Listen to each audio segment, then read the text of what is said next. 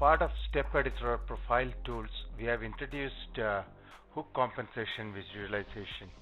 So this function has been added to visualize the hook compensation that has been applied to a profile step section or a profile.